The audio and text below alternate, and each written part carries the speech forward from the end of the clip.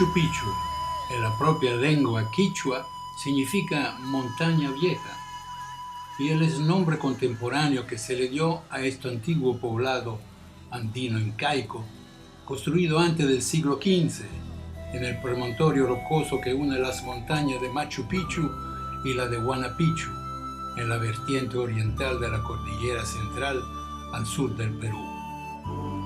Nunca se pudo dar sobre cuál fue el verdadero nombre de esta ciudadela.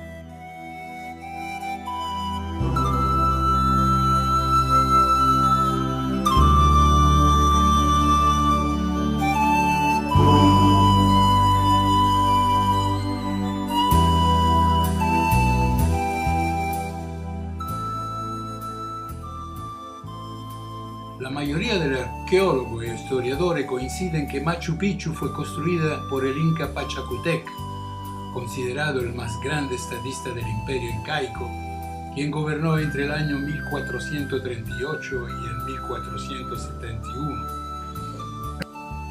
Construida como refugio para la aristocracia incaica, la ciudadela fue ubicada en la cordillera, a unos 80 kilómetros del Cusco, la que fue la capital del imperio inca.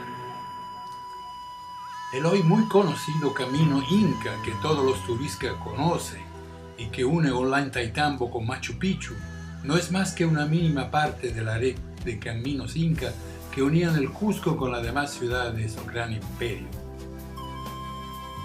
La red de caminos de los Incas fue un sistema de caminos que unían grandes distancias y los puntos más importantes de la costa, la sierra, la selva, desde Chile y Argentina hasta la Colombia.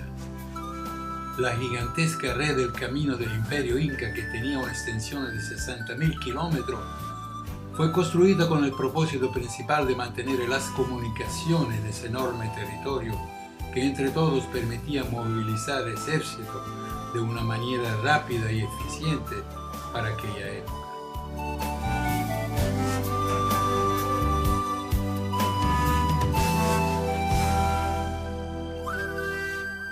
En el siglo XVI, cuando los españoles llegan aquí a los Andes centrales, una de las cosas que más los impresiona no es el oro, la plata, las telas o los palacios, sino el sistema vial, las rutas. Encuentran una red de caminos como la que podemos ver aquí en Pachacamac, que cruzaban los desiertos y las montañas y que permitían conectar con facilidad cualquier punto del imperio. Ese sistema vial, que es un sistema, no son caminos sueltos, sino verdaderamente una red interconectada, se denomina el Capacñán, el gran camino de los incas. Fue construido por los incas y por sus ancestros y es uno de los legados culturales más importantes de nuestro país. Mi nombre es Luis Jaime Castillo, soy profesor de arqueología. Hoy en Umbrales exploraremos el Capacñán. Se dice que un mensaje desde Cusco, la capital, podía llegar mediante mensajeros hasta Ecuador en 10 días, una distancia de casi 2.000 kilómetros. La estratégica situación geográfica de Machu Picchu fue elegida increíblemente con admirable acierto. Rodeada de profundo acantilado y alejada de la vista por una densa selva, la ciudadela poseía también la calidad de tener una sola y angosta entrada, lo que permitía, en caso de un ataque sorpresivo, ser defendida fácilmente. Algunas de su mejor estructura, como por ejemplo la principal vía de acceso a la ciudadela, revelan un evidente carácter ceremonial, indicando una presumible utilización de Machu Picchu también como un santuario religioso. El área edificada en Machu Picchu es de tan solo 530 metros de largo y 200 de ancho, y incluye al menos 172 casas o recintos. El complejo está claramente dividido en dos grandes zonas, la zona agrícola, formada por conjuntos de terrazas de cultivo, y la zona urbana, que es por supuesto aquella donde vivieron sus ocupantes y donde se desarrollaron la principal actividad civil y religiosa. Una parte apreciable de la ruina que se puede ver en la actualidad son en realidad reconstrucciones recientes, como se aprecia al comparar la nueva imagen de hoy con la imagen retratada en la década de 1910. Ocupada por lo menos por 3 generaciones de Inca, la ciudadela de Machu Picchu parece que fue abandonada un día en una decisión casi repentina, cuanto misteriosa. La piedra con que la ciudad fue construida tiene un grado de dureza entre 6 y 7 en la escala de Mohs, es decir, de un granito muy duro para trabajar. Al tiempo del imperio, los bloques se conformaban golpeando con una roca de río más dura y trabajándolo con barreta, herramienta de bronce, ya que todavía no se había descubierto el hierro, y eran colocadas sin auxilio de la rueda, ya que todavía no se conocía en el antiguo Perú. Al fin, la roca era analizada por abrasión con arena. Por eso, Machu Picchu es considerada hoy en día al mismo tiempo una obra maestra de la arquitectura como de la ingeniería. Las peculiares características arquitectónicas y paisajísticas de Machu Picchu, con el velo de misterio que se ha tejido a su alrededor, buena parte gracias a la publicidad sobre su descubrimiento, la literatura cuanto los libros publicados sobre su historia, la han convertido en uno de los destinos turísticos más populares del planeta. Machu Picchu está justamente en la lista de Patrimonio de la Humanidad de la UNESCO desde 1983, como parte de todo un conjunto cultural y ecológico. Además, el 7 de julio del 2007, Machu Picchu fue declarada como una de las nuevas 7 maravillas del mundo moderno, en una ceremonia realizada en Lisboa, en Portugal, que contó con la participación de 100 millones de votantes en todo el mundo. El 24 de julio de 1911 es conocido como la fecha del descubrimiento de la famosa ciudadela inca de Machu Picchu, un tesoro arquitectónico que había permanecido oculto por más de 4 siglos bajo la exuberante naturaleza del cañón del Urubamba.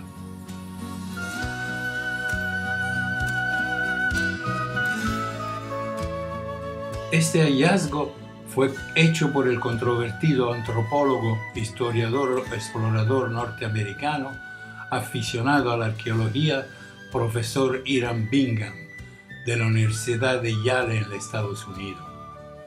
Hiram Bingham estaba en la realidad interesado en encontrar el último refugio de los incas después de la invasión y los ataques españoles, o sea, la ciudad de Vilcabamba, y murió convencido que Machu Picchu lo fuese.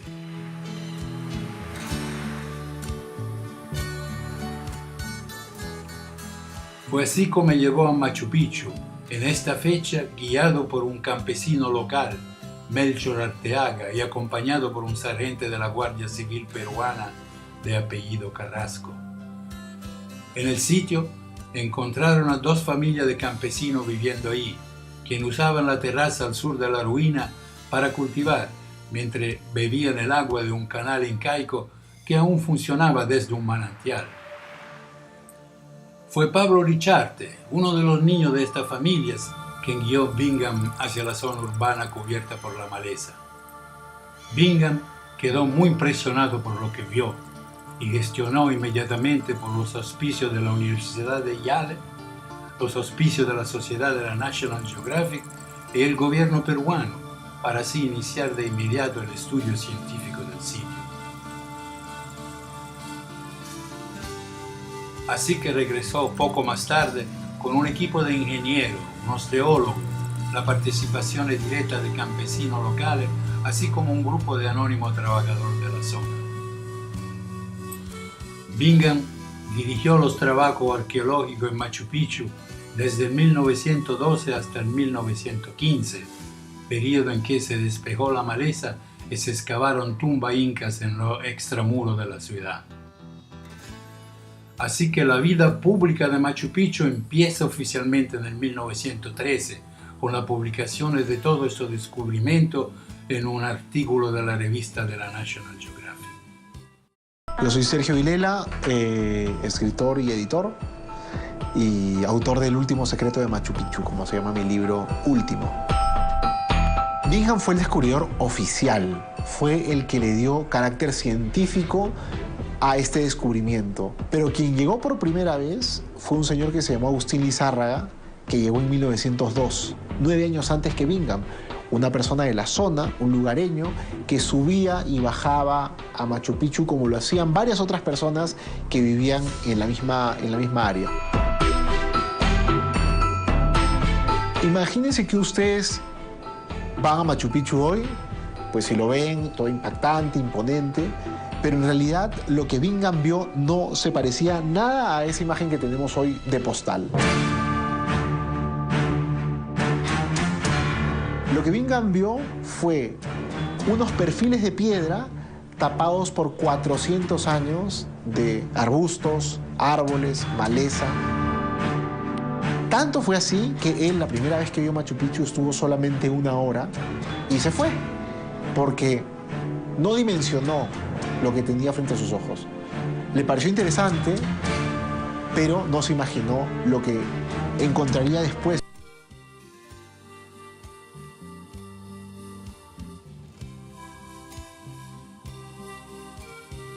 Si bien es claro que Bingham no descubre Machu Picchu en el sentido estricto de la palabra, ya que nadie de facto se puede decir lo hizo, dado que la ciudad nunca se perdió realmente, ya que existieron mapas en el siglo XIX en que se señalaba el sitio de Machu Picchu, pero al mismo tiempo es indudable que tuvo el mérito de ser la primera persona en reconocer la importancia de la ruina, estudiándola con un equipo multidisciplinario y divulgando después su hallazgo.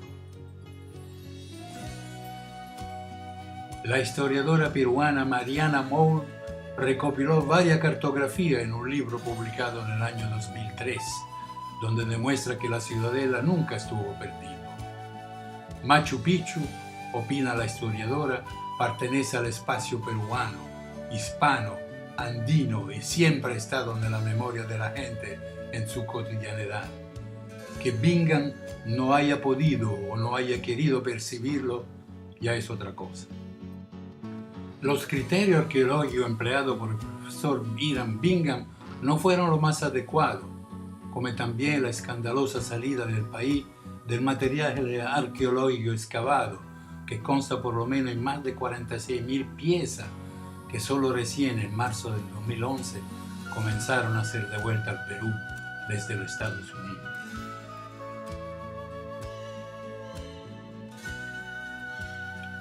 Agustín Lizarraga, el hombre que llegó a Machu Picchu por lo menos 9 años antes del estadounidense Hiram Bingham, es parte de una historia poco conocida, que ahora algunos cusqueños buscan reivindicar con la publicación del primer libro sobre el tema.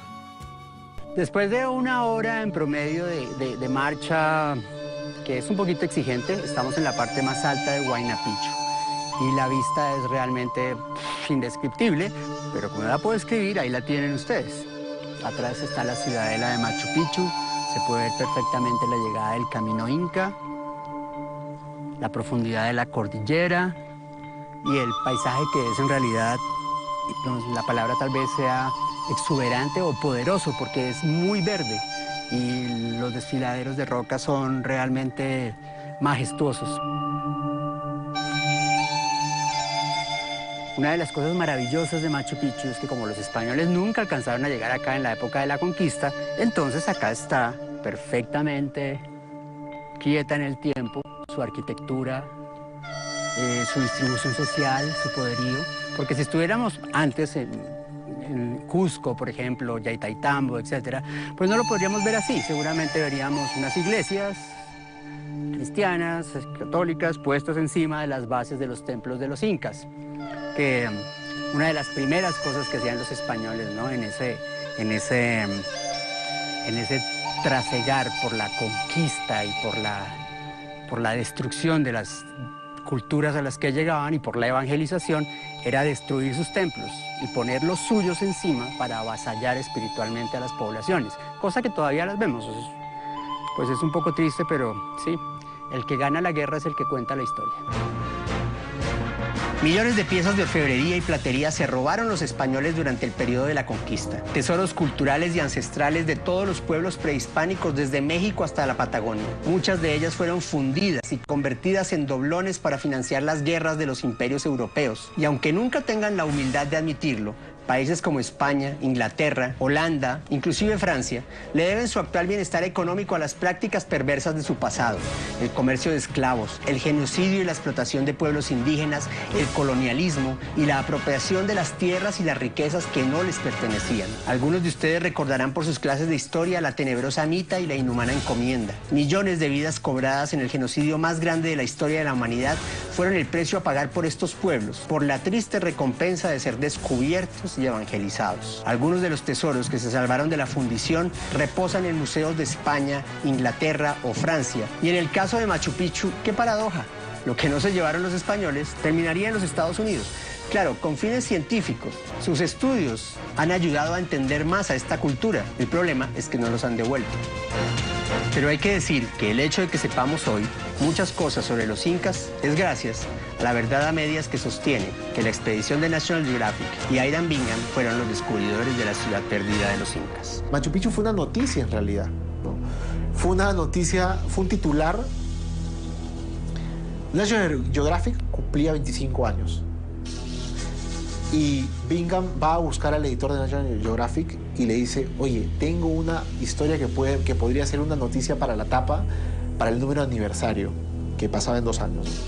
Dice, hay esta ciudadela de piedra en el Cusco y gracias a eso National Geographic financia una parte de la expedición, ¿no? Entonces, el editor dice, cuando ve todo el material, dice, bueno, vamos a decir que esta es la ciudadela perdida de los incas y la hemos encontrado.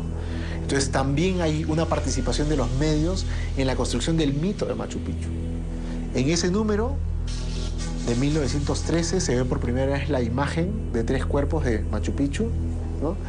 Y a partir de ahí se inventa Machu Picchu también como ícono del siglo XX. Ellos logran encontrar una serie de artefactos y objetos en las excavaciones. Esos objetos se van del Perú con un permiso del Perú para que regresen en un tiempo. Y no regresan hasta 100 años después. Se van a la Universidad de Yale y la Universidad de Yale los conserva, los estudia, pero no los devuelve. Ya han vuelto las piezas en una parte, pero todavía faltan muchas piezas por volver y sobre todo muchas momias por regresar. Sin embargo, Bingham y su buena suerte siguen mereciendo el crédito. Y las momias estudiadas en Yale seguramente arrojarán más luz sobre las verdades de esta cultura. Seguramente algún día regresarán a donde en realidad pertenecen, al Perú. Lo cierto es que por esa razón, todo el conocimiento y gran parte del conocimiento que hay sobre la ciudadela está en esa universidad. Ahí se ha producido, ahí se ha generado. Pero gracias también a esas expediciones ha sido posible que Machu Picchu exista en el mundo. Como pasa con todas las grandes maravillas del mundo, la verdad no se ha terminado de contar y en ese camino, por llegar a ella, Sergio Vilela y José Carlos de la Puente han encontrado todo tipo de historias, algunas muy simpáticas que rayan con la curiosidad y lo inverosímil. Bingham es el gran publicista de Machu Picchu y a Bingham se le debe la fama mundial que tiene Machu Picchu. Si no hubiera sido por él, seguiría seguramente tapada por 400 años de maleza y seguramente no la conoceríamos como la conocemos ahora. Lo que no fue es que no fue el primero que llegó. Eso está claro.